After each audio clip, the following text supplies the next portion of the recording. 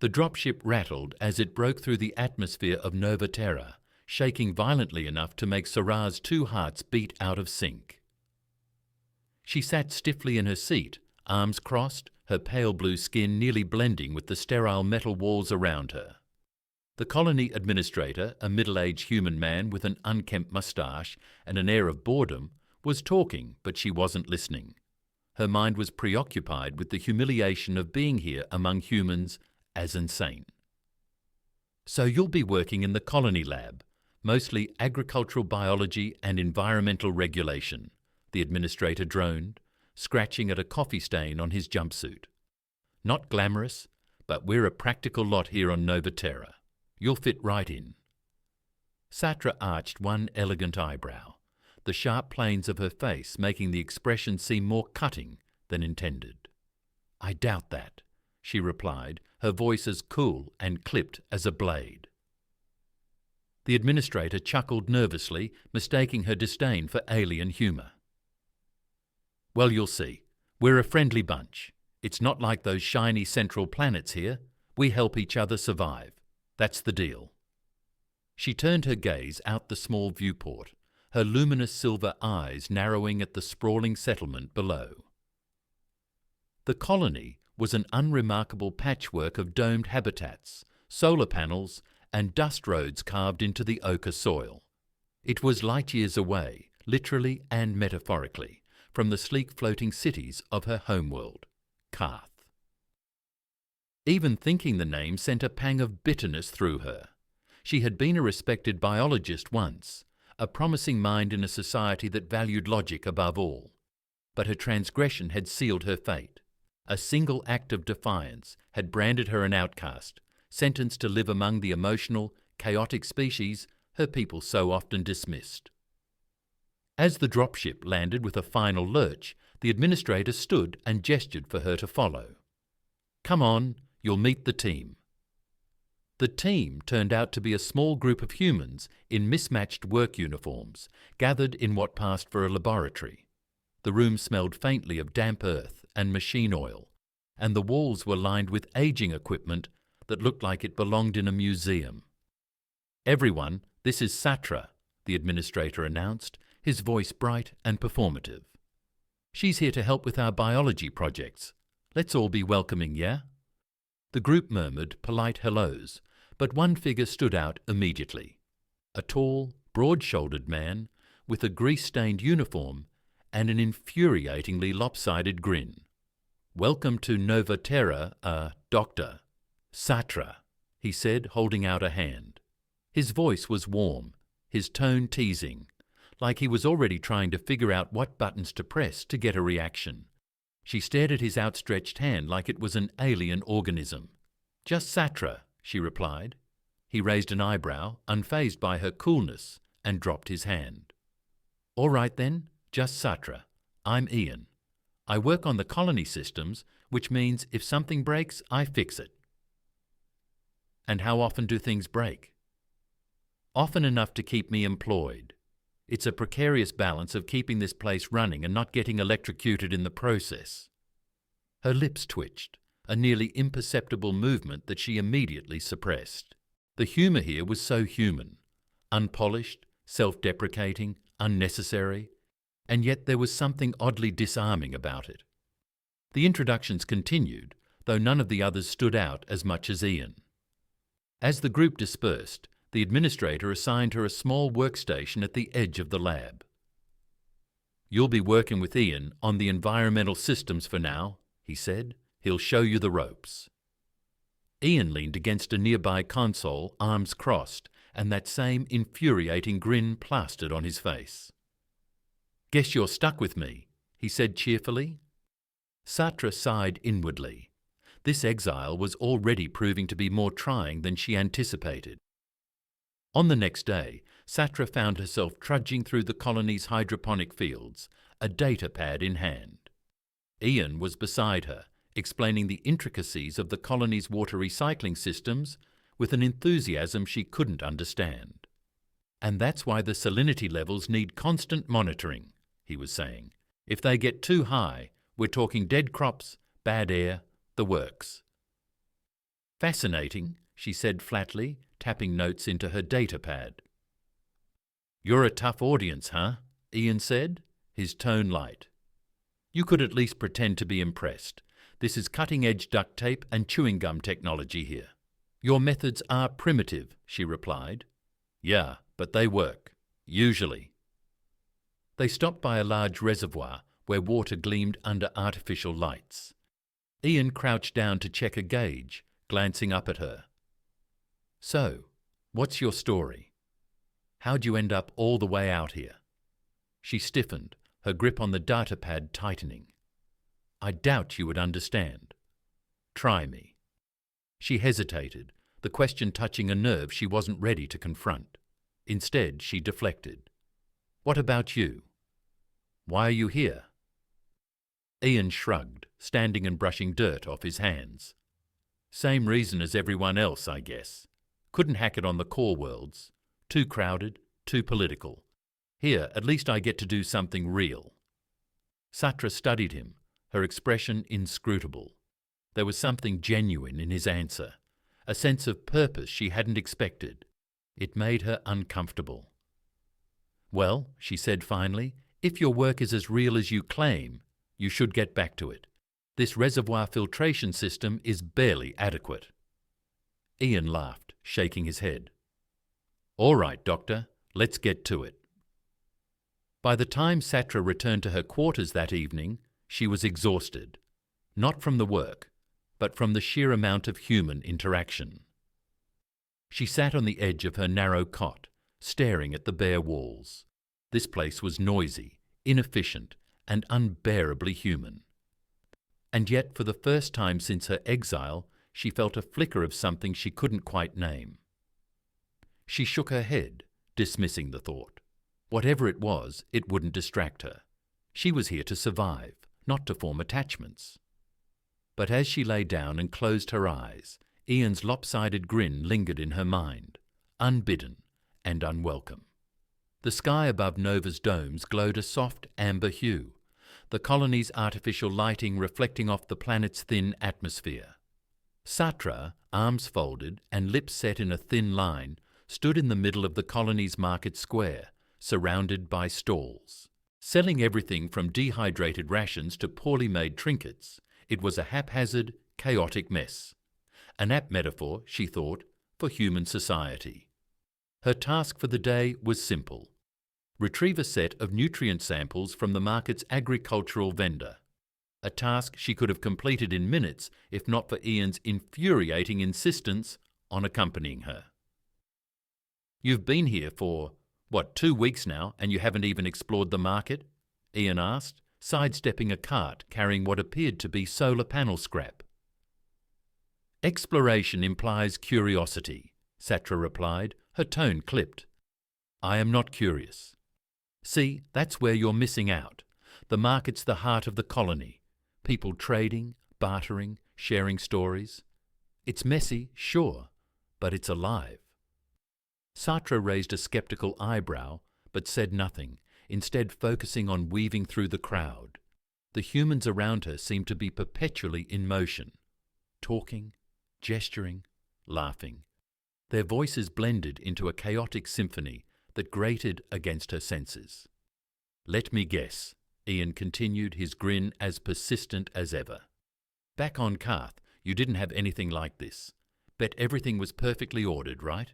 No surprises, no fun. Correct, she replied without hesitation. Our society values efficiency. Disorder leads to waste. Sounds boring. To a human, perhaps, she said. To us it is logical. Yeah, but where's the charm in that? Before she could reply, they reached the agricultural stall, a rickety setup manned by a wiry man with dirt under his nails and a toothy grin. Ah, you must be the alien everyone's been talking about, he said, his voice far louder than necessary. Satra bristled. I am Satra, she corrected. The man either didn't notice her irritation or chose to ignore it. Got your samples right here, he said, handing over a small container. And if you're interested, we've got some fresh hydroponic carrots today, best in the system. Highly unlikely, Satra muttered, taking the container and turning to leave. But Ian, ever the ambassador of human hospitality, lingered. "Thanks, Marty. Keep those carrots warm for me. Might come back later." As they walked away, Satra shook her head. "Is it necessary to converse with everyone you meet?" "Absolutely," Ian said, as if it were the most obvious thing in the world. "People are what make this place worth living in. Otherwise, it's just a bunch of domes on a rock." Satra said nothing, though his words stuck with her more than she cared to admit. Later that day, they returned to the lab, where Satra busied herself analysing the nutrient samples. Ian hovered nearby, tinkering with a malfunctioning air purifier. The silence between them was a rare reprieve, at least until Ian inevitably broke it. "You know," he said, not looking up from his work, "I've been wondering something." Satra didn't bother glancing up. "A dangerous habit," he chuckled. "What's it like being here? I mean, really. You're a long way from home." She hesitated, her hands pausing over the control panel. The question was too direct, too personal. But Ian had a way of disarming her defences before she even realised it. "Different," she admitted finally.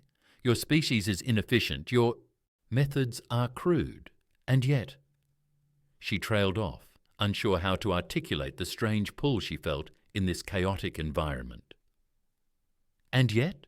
Ian prompted, leaning casually against the workbench. Satra sighed, annoyed at herself for continuing. "You are resilient, adaptive. You thrive in conditions that would crush others. It is perplexing." Ian grinned. "I'll take that as a compliment." It wasn't. Sure it wasn't. He returned to his work, whistling softly to himself, while Satra tried to refocus on her analysis.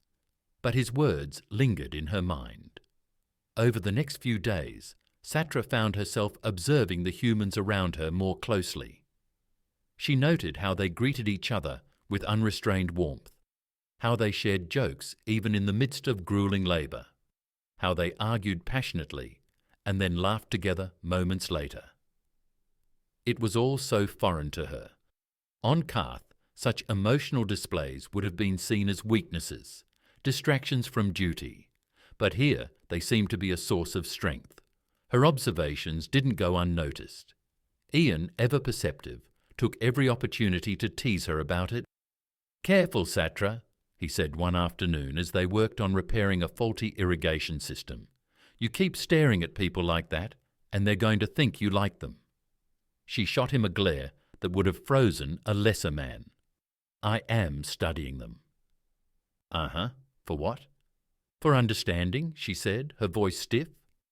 Ian tilted his head, his expression softening. "You know, it's okay to just be part of it. You don't have to figure us out like some science experiment." She looked away, focusing intently on the irrigation panel. "That is not my purpose here." "Maybe not," he said, his tone uncharacteristically serious. "But it doesn't mean you can't let it be." That evening, Satra stood on the observation deck of her quarters, staring out at the vast expanse of stars. Somewhere out there was Karth, a world she could never return to, a society that had rejected her for feeling too much. And here she was, surrounded by a species that felt everything too deeply. It was ironic in a way. The very thing that had condemned her on Karth seemed to be a strength among the humans. She thought of Ian, with his endless humour and unshakable optimism. He embodied everything that frustrated her about humans, and yet... She shook her head, as if to dislodge the thought. This was exile, she reminded herself, not a new beginning. But as she watched the stars flicker against the darkness, she couldn't help but wonder if she had been wrong about what exile truly meant.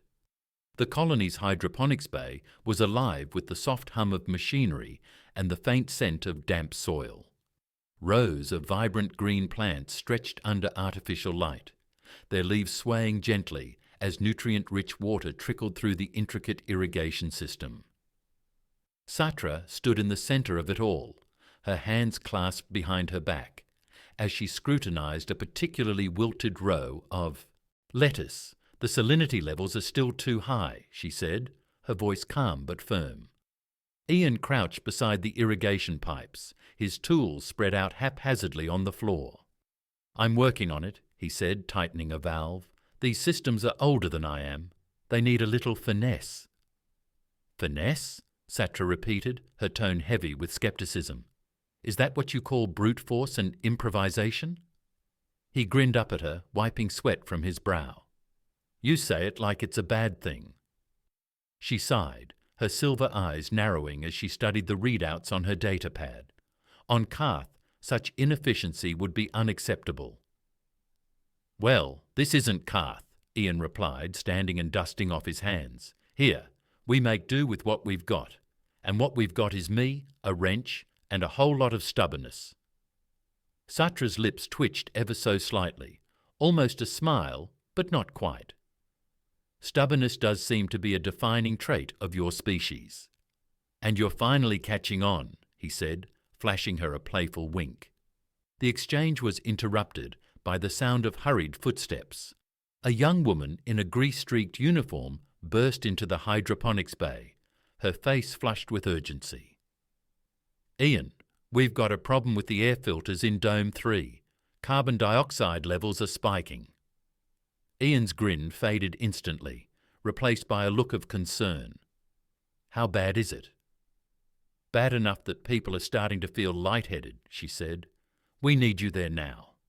He grabbed his toolkit and turned to Satra. "You coming?" Her brow furrowed.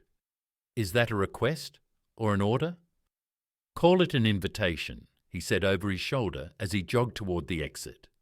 After a brief hesitation, Satra followed. Dome 3 was a hive of activity, with colonists rushing to and fro, their movements frantic yet organised. The air felt heavier here, the increased carbon dioxide levels subtly pressing against Satra's senses. Ian immediately set to work, prying open an access panel and diving into the tangle of wires and filters within.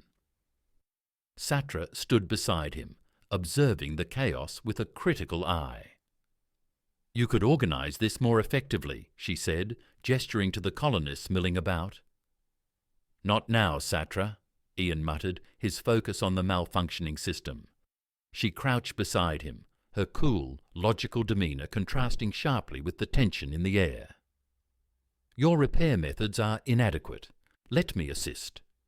You know anything about air filtration systems?"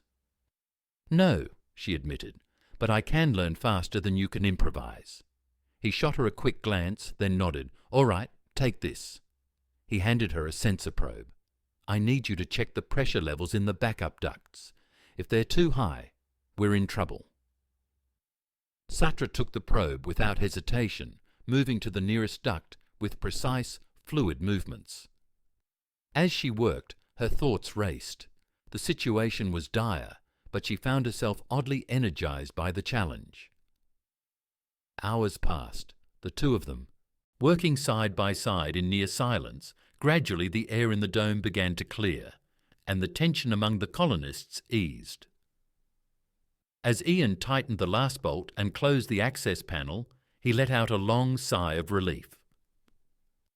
"That should hold for now." Satra straightened her posture, as composed as ever. "Your methods were crude, but effective." "I'll take that as a compliment," he said, his grin returning. "It wasn't." "Sure it wasn't," he said, his tone light. The colonists around them began to disperse, offering Ian and Satra murmurs of thanks as they passed. Satra watched them go, her expression unreadable. "You did good today," Ian said, his voice softer than usual. She turned to him, her silver eyes meeting his. "It was a logical decision. If the dome's air systems failed, the entire colony would suffer." "Yeah, but you didn't have to help. You could have left it to me." Her gaze flickered, a hint of uncertainty breaking through her usual composure. "I suppose I could have, but that would have been inefficient." Ian chuckled, shaking his head. "You're a tough nut to crack, Satra." "I am not a nut," she replied, her tone deadpan. Exactly my point. That evening, Satra found herself wandering the colony's perimeter, the barren landscape of Nova Era stretching endlessly before her. The sky was a deep indigo, the stars shining brighter here than they ever had on Karth. She stopped at a small outcrop of rocks, her thoughts heavy. The events of the day had stirred something within her, something she couldn't quite define. She thought of Ian, his relentless optimism and infuriating humour. He was everything her people would have dismissed as frivolous, yet he had an undeniable strength. For the first time, she allowed herself to wonder if there was more to these humans than she had given them credit for. But as quickly as the thought came, she pushed it aside. She was an exile, a scientist, a Kian. Whatever strange pull she felt toward this chaotic world and its people, it was a distraction. And yet, as she gazed up at the stars, she couldn't help but feel that her exile was leading her towards something she hadn't anticipated, something that both intrigued and terrified her. The hum of the colony's engines was faint, but ever present, a reminder of Nova Era's tenuous grasp on survival. Inside the communal workshop, the air was thick with the metallic tang of oil and the rhythmic clang of tools striking metal. Satra stood at her workstation, meticulously calibrating a scanning device that had been malfunctioning for weeks. Her movements were precise, each adjustment calculated, her focus unshakable. Across the room, Ian wrestled with the frame of a battered utility drone, its casing dented and its wires a tangled mess. He grunted as he pried open a panel, revealing the scorched remnants of its power core. "Remind me why I'm fixing this junk heap instead of scrapping it," he muttered, glancing at Satra. "Because it is more efficient to repair than to replace," she replied, without looking up from her work. Ian snorted. "Efficient, sure, but I'm starting to think this thing has a grudge against me." Satra allowed herself the faintest hint of amusement, her lips curving almost imperceptibly. "A machine cannot hold a grudge, Ian. It is merely a reflection of your own inadequacies." He feigned a gasp, clutching his chest dramatically. "You wound me, Satra. Truly." She rolled her eyes but said nothing, her attention returning to the scanner. It wasn't until a loud crash echoed through the workshop that she looked up again. Ian stood amidst a pile of toppled tools, his hands raised in mock surrender. "Okay, maybe it's not just me. This drone really is cursed." Satra sighed, setting her scanner aside. "Perhaps if you applied a fraction of the precision you mock me for, you would achieve better results." He grinned, brushing his hands off on his jumpsuit. "Where's the fun in that?" As the hours passed, the workshop grew quieter, the other colonists filtering out one by one. Satra and Ian remained, their tasks stretching longer than expected. Satra had just finished reassembling the scanner when Ian broke the silence. "You ever think about what you'd be doing if you weren't here?" She glanced at him, her expression unreadable. "What do you mean?" "I mean back on Karth. If you weren't exiled, what would your life look like?" She hesitated, her hands pausing mid-motion. It wasn't a question she'd allowed herself to dwell on. "I would be fulfilling my role as a researcher, contributing to the advancement of my people." "Sounds fulfilling," Ian said, though his tone carried a note of skepticism. "It is what I was trained for, what I was meant for," she replied, her voice flat. "But was it what you wanted?" The question hung in the air, heavy and uncomfortably direct. Satra frowned, her fingers tightening around the scanner. "What I want is irrelevant. My duty—" "Forget duty for a second," Ian interrupted, his tone softer now. "Just what would you want if you could choose?" She opened her mouth to respond, but no words came. The truth was, she didn't know. The very concept of wanting, of desiring something outside her prescribed role, was alien to her. "I don't have an answer for you," she said finally, her voice quieter than usual. That's okay, Ian said, leaning back against the workbench. Sometimes it takes a while to figure out. Later that night, Satra found herself wandering the colony's gardens, a small, carefully tended area tucked away near the living quarters. It wasn't much, just a few rows of flowering plants and a handful of fruit trees, but it was one of the few places in Nova Terra that felt truly alive. She stopped in front of a cluster of pale blue blossoms, their petals glowing faintly in the dim light. They reminded her of something from Karth, though she couldn't quite place what. "You're up late." She turned to find Ian standing a few feet away, his hands in his pockets and a tired but genuine smile on his face. "As are you," she replied, turning back to the flowers. "Couldn't sleep," he said, stepping closer. "Figured I'd check on the gardens. They're kind of my go-to when I need to clear my head." She nodded, her gaze still focused on the blossoms. Fixed on the blossoms, they are calming. "Yeah," he said, leaning against a nearby railing. "Funny, isn't it?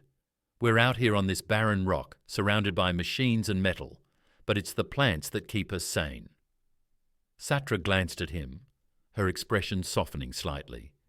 "Your people place great value on such things. Life, growth." "Don't yours?" Her gaze dropped to the flowers.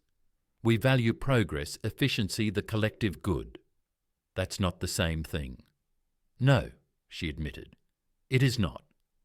For a moment they stood in silence, the faint hum of the colony fading into the background.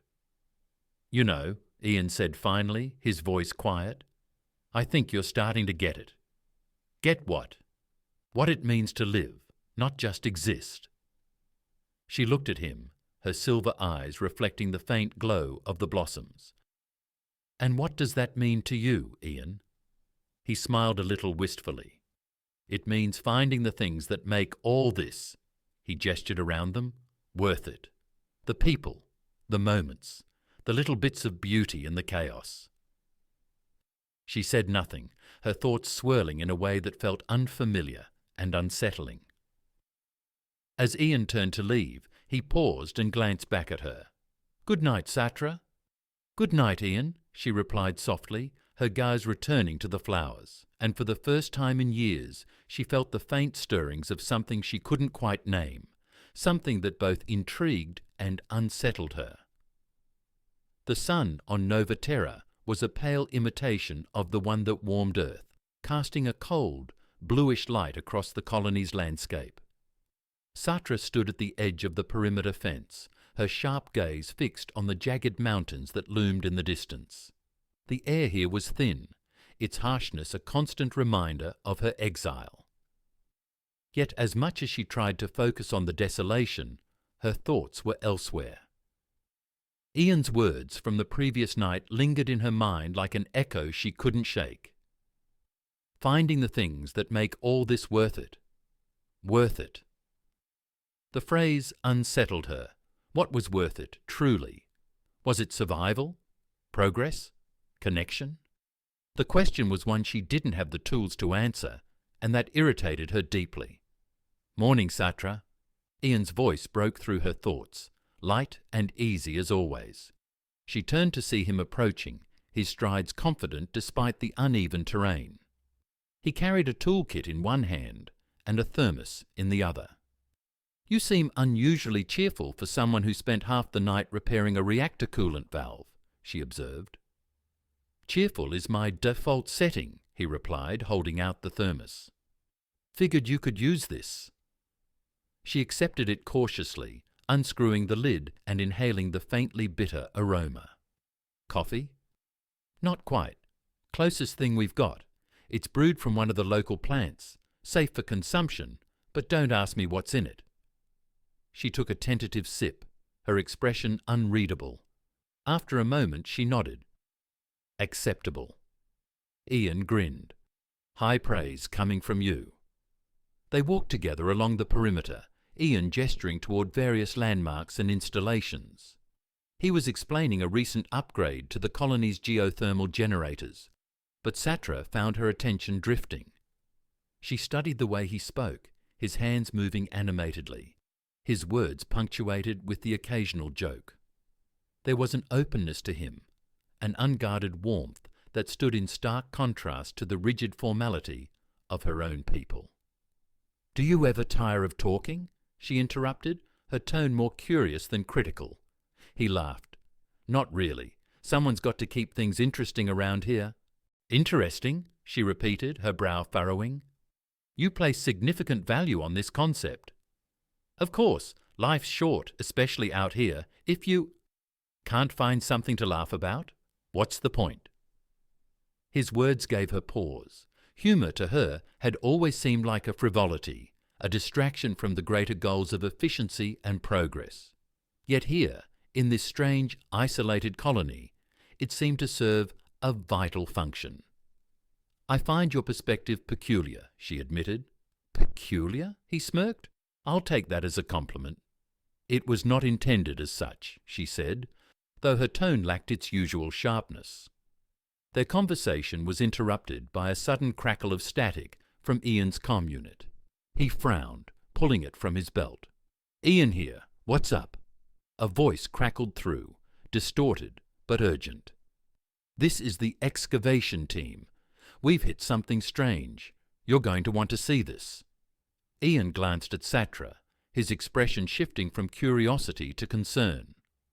"Strange, huh? That's never a good sign." "Define strange," Satra said, her own curiosity piqued. "Hard to explain over comms," the voice replied. "Just get down here." The excavation site was a chaotic sprawl of machinery and dust, the air filled with the rumble of drills and the shouts of workers. Ian and Satra arrived to find a small crowd gathered around a newly unearthed chamber, its entrance partially obscured by debris. "What have we got?" Ian asked, stepping forward. One of the workers, a tall woman with a streak of grey in her hair, gestured toward the chamber. "Take a look for yourself." Inside, the walls were smooth and metallic, etched with intricate patterns that seemed to shimmer faintly in the dim light. The air was cooler here, carrying an almost electric charge. Satra stepped closer, her sharp eyes scanning the markings. This is not of human origin." "No kidding," Ian muttered, crouching beside her. "Think it's Corian?" She shook her head, her expression uncharacteristically uncertain. "The design principles are unfamiliar. This predates my people by millennia, perhaps longer." Ian let out a low whistle. "Well, that's not ominous at all." She shot him a look, her usual composure tinged with exasperation. "This is no time for humour." "Humour's how I deal with ominous," he said, standing and brushing dust off his hands. "So, what do you think it is?" "A relic," she said, her voice almost reverent. "Possibly a repository of knowledge." "Or a giant alien Pandora's box," Ian added. She ignored him, stepping closer to the chamber's entrance. "We need to proceed carefully.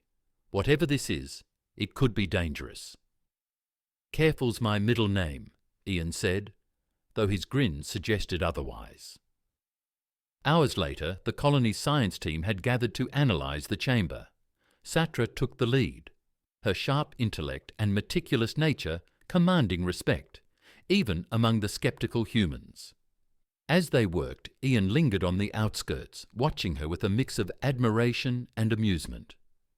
Despite her cold demeanour, there was an intensity to her that was hard to ignore, a passion for discovery that seemed to transcend her exile. "What was she like back on Karth?" one of the scientists asked quietly, nudging Ian. "No idea," Ian replied, "but I'll bet she was just as terrifyingly competent as she is here." The scientist chuckled. "Fair enough." By the time the sun dipped below the horizon, the team had made little progress. The chamber's inner mechanisms remained a mystery, its purpose obscured by layers of alien complexity. Satra stayed long after the others had left, her fingers tracing the etched patterns on the walls. There was something about this place, something that felt both familiar and utterly alien. Ian found her there, her figure silhouetted against the faint glow of the markings. "Still at it?" he asked, leaning casually against the entrance. She didn't turn. This discovery could be significant, perhaps even transformative for the colony, for all of us. He walked closer, his expression softer than usual. "And what about you? Does this feel like one of those worth-it things we talked about?" She hesitated, her hand stilling on the wall. "I don't know," she admitted, "but it feels important." "Good enough for me," he said with a grin. As they stood together in the dim light, the air between them felt charged, not with the electric hum of the chamber, but with something subtler, something neither of them could fully name. The atmosphere in the colony felt taut, like a wire pulled too tight. Word of the discovery had spread, and though the details were scarce, the whispers carried both excitement and unease. Satra, as always, kept herself detached from the undercurrent of speculation. She stood in the research lab, poring over scans of the chamber's walls, her focus as precise as a scalpel. Ian entered without a sound, leaning casually against the doorframe. "Still staring at those symbols, huh? I thought you'd crack bigger puzzles by now." "These are not mere symbols," she replied, not looking up. "They are a system of information transfer, possibly a language, though one far beyond our comprehension." "Far beyond your comprehension," he teased, stepping closer. "Now I'm worried." She shot him a sidelong glance, her expression deadpan. "Your attempts at humour remain as predictable as they are ineffective." Ian grinned. "I'll take that as a compliment." The research team worked tirelessly, each new discovery raising more questions than it answered. The chamber was a marvel of engineering, its walls lined with mechanisms that defied human understanding. Satra was in her element, her mind working at a pace that left the others struggling to keep up. Ian, though not a scientist, had taken to hovering nearby, offering a steady stream of commentary that alternated between insightful and infuriating. "Have you considered it might just be a really fancy storage closet?" he suggested one afternoon, earning an exasperated sigh from Satra. "If you have no substantive contributions to make, Ian, I suggest you direct your energies elsewhere," she said, her tone clipped. "Hey, I'm just trying to keep the mood light," he replied, unperturbed. "You'd think an advanced alien species would have invented a sense of humour by now." She ignored him, her attention fixed on the latest scan results. Late one evening, Satra found herself alone in the lab, the others having retired for the night. The faint hum of the colony's systems was the only sound, a constant backdrop to her work. She leaned over the console, her silver eyes scanning rows of data. There was a pattern here, she was certain of it. A sequence embedded within the etchings on the chamber walls. Yet the more she studied it, the more elusive it became, like trying to grasp smoke. A faint creak behind her broke her concentration. She turned to find Ian standing in the doorway, a steaming cup in his hand. "Figured you'd still be here," he said, crossing the room. "Brought you something." She accepted the cup, though her expression remained neutral. "Thank you." "You're welcome," he said, leaning against the counter. "So, any breakthroughs?" "None that I would classify as definitive," she admitted, her tone tinged with frustration. He sipped his drink, watching her. "You ever take a break, Satra? Or is this your idea of fun?" "Breaks are an inefficient use of time," she replied, turning back to the console. "Maybe, but they're good for your brain," he said. "Helps you see things from a different angle." She didn't respond, her fingers moving deftly across the controls. Ian sighed, setting his cup down. "All right, how about this? Humour me for 5 minutes. Step away from the screen, clear your head. Worst case, you come back and nothing's changed." She hesitated, her lips pressing into a thin line. Reluctantly, she stepped back, folding her arms across her chest. "Happy?" she asked, her tone as dry as the colony's air. "Ecstatic," he said with a grin. "Now tell me, What's the most interesting thing you found so far? She frowned, considering the question. The patterns on the chamber walls suggest a level of complexity far beyond anything I have encountered. They appear to encode multiple layers of information, possibly even multi-dimensional data. Ian raised an eyebrow. Multi-dimensional? Like more than 3? Yes, she said, nodding. It is a concept that challenges our understanding of space and time. Deciphering it could unlock knowledge that transcends our current limitations. He whistled softly. No wonder you're so obsessed. That's big. It is, she agreed, her voice quieter now. For a moment they stood in silence, the weight of her words hanging between them. The next morning, the colony's leadership convened to discuss the implications of the discovery.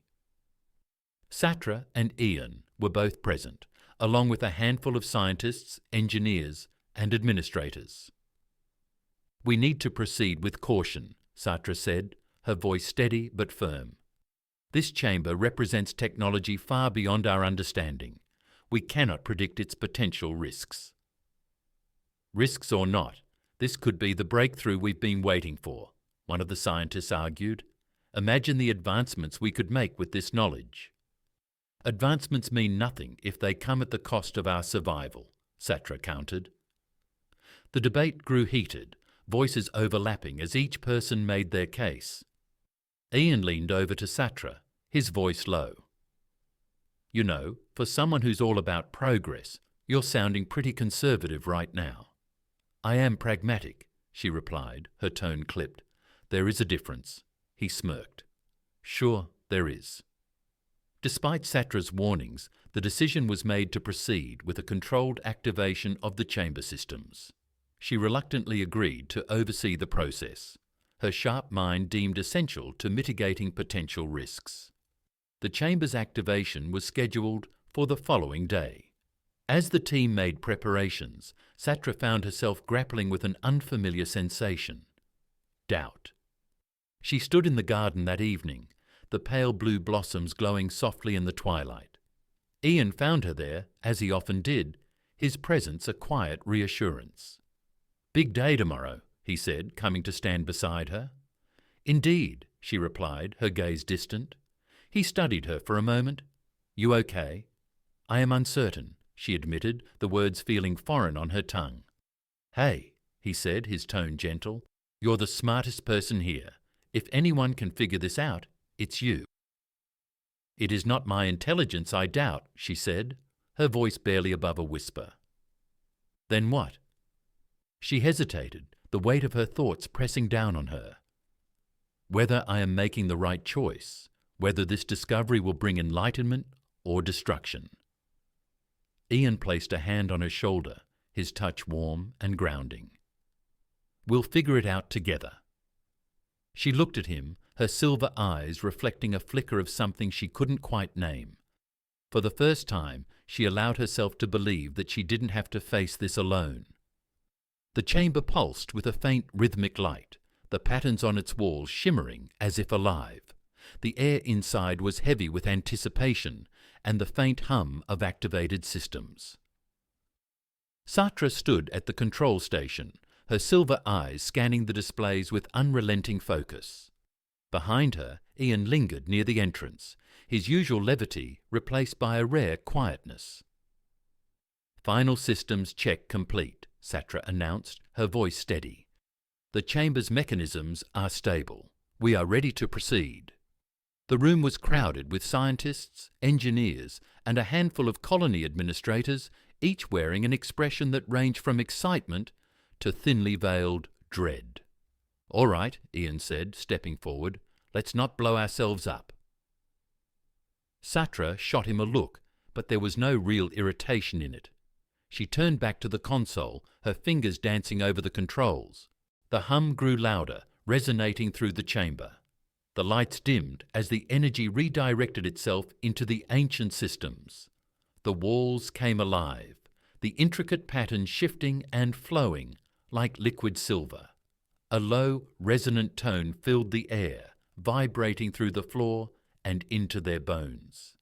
It wasn't just sound, it was something deeper, something that seemed to bypass their ears and resonate directly in their minds. Ian winced. Well, that's not creepy at all. Satra ignored him, her focus unshaken. The system is responding. Stand by for data transfer. The chamber's core began to emit a faint glow, its light growing brighter and more intense. Streams of energy arced through the air, forming intricate patterns that hovered in the space above the floor. It's a projection, one of the scientists whispered. But of what? The patterns coalesced into shapes, planets, stars, galaxies, an intricate map of the cosmos that seemed to stretch endlessly. Lines of light connected the celestial bodies, forming pathways and networks that defied human comprehension. It's a star chart, Satra said, her voice filled with awe. But not just any chart. This is a history, a record of interstellar civilizations. Ian stepped closer, his eyes wide. You're saying this thing is some kind of galactic library?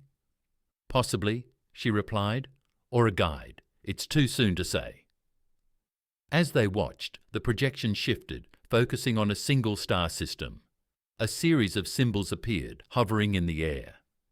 Can you translate that? Ian asked. Satra hesitated.